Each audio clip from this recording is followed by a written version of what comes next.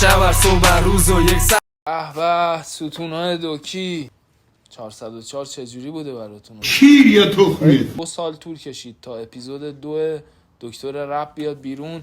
بکیرم الان من چیکار کنم؟ و اونم علتش این بود که ما یه آلبوم دادیم به اسم اسکارفیس بکیرم الان من چیکار کنم؟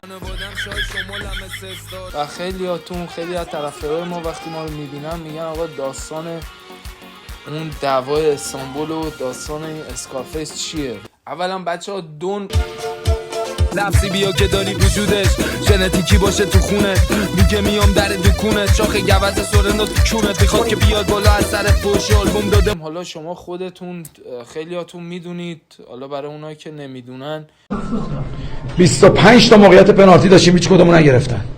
بخوام خیلی بی پرده بچه‌ها باهاتون صحبت بکنم، من بلند میشدن و منو نگاه میکردم، خب منم نگاهشون میکردم، همدیگر رو نگاه میکردیم، یعنی منم فهمیدم که اونا منو نگاه میکنن. تو باید تنبیه بشی، ولی این تنبیه تو اینه که من یه دونه زیر گوشت بزنم فقط به خاطر اینکه بفهمی کار اشتباهی رو در جای اشتباهی کردی.